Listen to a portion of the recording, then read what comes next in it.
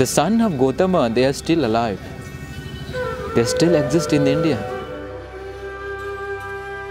Through this Dhammayatra, we can revive this inheritance, you can say, the living tradition of India.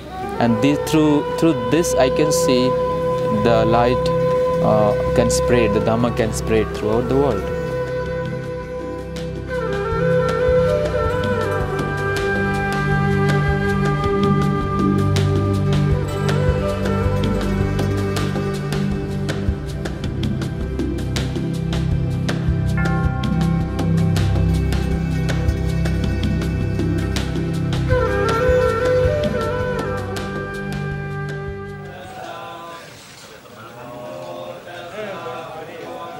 I was given a special mission, and my father called my husband and I back from London.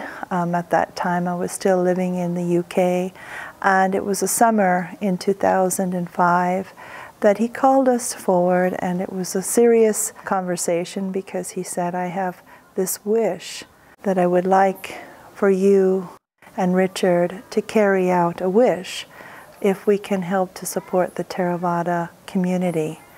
And so it became my mission to find out how was it to assemble these monastics from the Theravada community. And of course it was a very big learning lesson for me to even know who the Theravada community were, because I was coming from the Tibetan tradition, from the Nyingma, you know, my father being a Nyingma Lama, and I could tell firsthand that the color of the robes were different, and there were different habits. They didn't eat after lunch, and there were different things, certain cultural norms that I had to become very familiar with very quickly.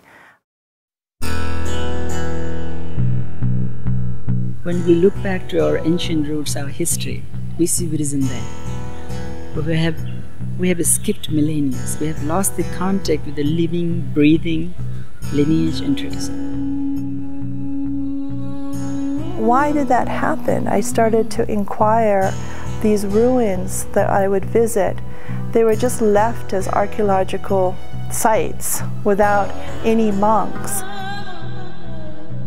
जो स्तूप हैं और जो जहाँ खंडहरे हैं उसको living नहीं मान रहे, जहाँ टेम्पल्स हैं, जहाँ भगवान बुद्ध की प्रतिमाएं हैं, बुद्ध गया, सारनाथ, कुशीनगर, लुम्बिनी जो भी है वो हमारे धर्म स्थल है, तो हम वहाँ जाते हैं तो बड़ी दूसरी भावना से जाते हैं। वहाँ पर्यटन की दृष्टि से नहीं जाते हैं, हम वहाँ घूमने नहीं जाते हैं, हम वहाँ पूजा करने जाते हैं, ध्यान करने जाते हैं।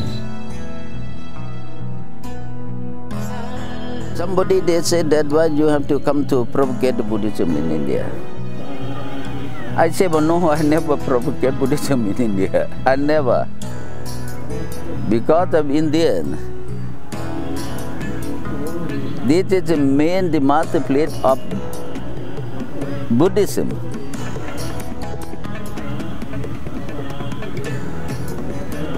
Buddha, he enlightenment in India.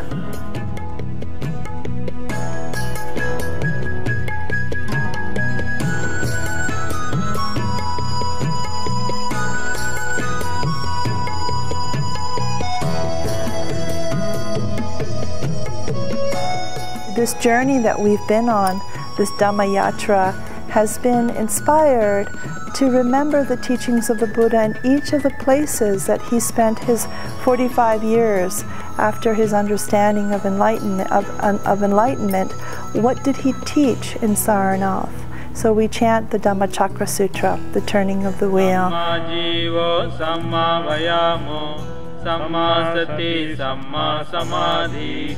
In New Delhi, we hope to be starting the Satipatthana Sutra at the historical site. And then, of course, in Sankasya, where the Abhidhamma was taught.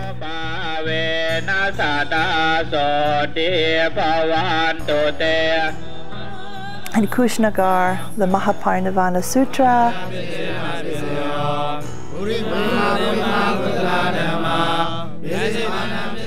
In Lumbini, we chant the particular sutras that have relative to the time that of that particular period, and then of course in Bodh Gaya our main intention here is to recite the entire Tipitaka in our lifetime.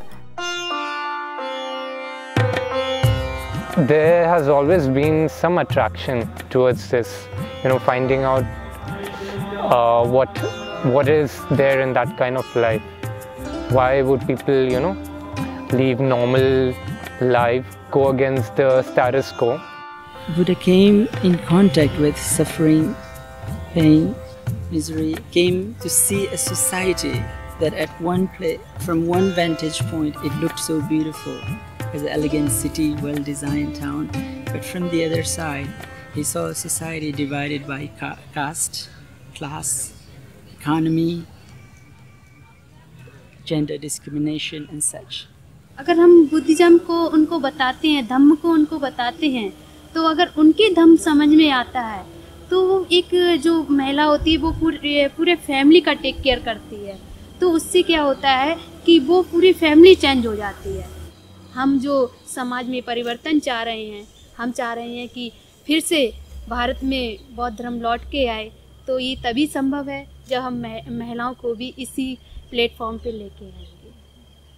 When people are given social justice, people are ensured liberty, equality and fraternity, then this is not to be imagined that it is drawn from French Revolution. It has been enshrined in the principles of Buddhism. Revolution which is brought about by Dr. Ambedkar is really exceptional. This is historical, and we can say at modern times he has done a wonderful service by bringing these people into Buddha's path. They want social equality, they want social freedom, and they want to come out of the casteism and such things. But Buddhism is far beyond that. But the main goal of Buddha's teaching is to freedom. The Buddha says, like the ocean have only one taste, the taste of salt. Similarly, the Dhamma have one taste, that is the taste of freedom. Part of our Dhamma Yatra is not only to go to the very specific site that is associated with those sutras, but also to actually walk to the place that may be not as known in more of the unknown areas.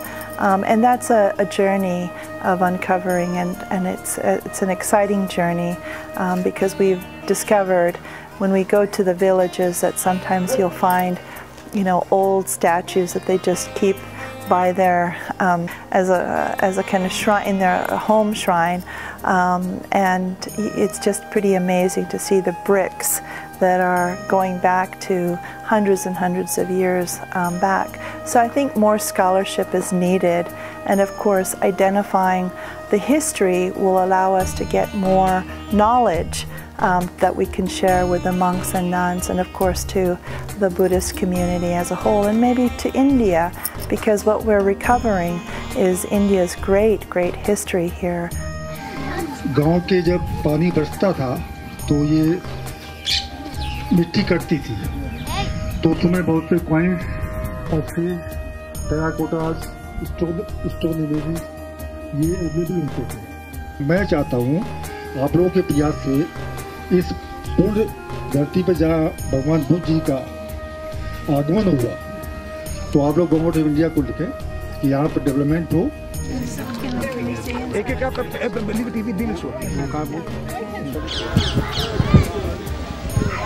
जो हम लोग खड़े हैं इस जगह का नाम निगलियावा कहते हैं। यहाँ पर अशोक स्तंभ है। अभी दो भाग में अशोक स्तंभ है, एक जमीन के नीचे कुछ खंड नीचे है और एक बाहर में लेटा पड़ा हुआ। पहले ये अशोक स्तंभ इधर जो पोखरी है, एक तालाब है, तालाब के छेड़ में एक था। लोकल लोग में इसके बारे में कोई महत्व मतलब तो नहीं है। इसके बारे में अगर लोकल लोगों में जानकारी होता तो अवश्य वो अपने लोग संरक्षण करते, लेकिन इसमें लोकल लोग के बारे में कुछ ऐसा नहीं। we are developing now Kapilvastu circuit. Kapilvastu used to be a kingdom of Sakyamuni Buddha, and it had a wider, frontiers. It was far and wide.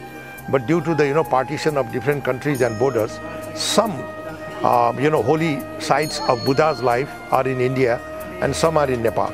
Now this is the right way, like Dhamma walk and, Kapilvastu circuit, this kind of activities can be developed to connect all these sites. Coming together of the Sangha sometimes nurtures our bonds.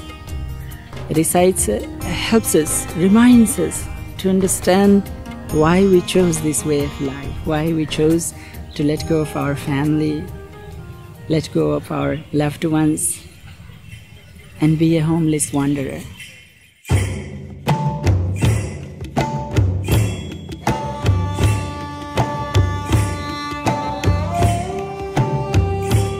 So the Theravada monks, they are coming into the one umbrella, and that too in India. I can see after thousands of years this is happening.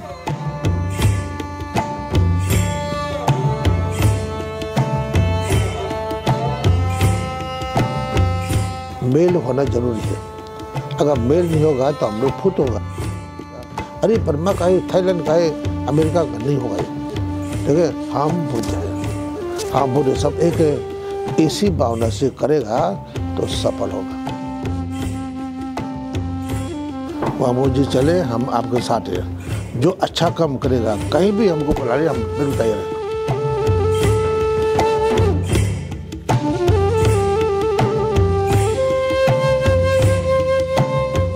When we could come together and remember the teachings of the Buddha, it brought us together. It unified us without having any sense of boundaries. And that collection and that assembly of the Buddha's disciples, whether they're monks or nuns, was something that needed to be revived.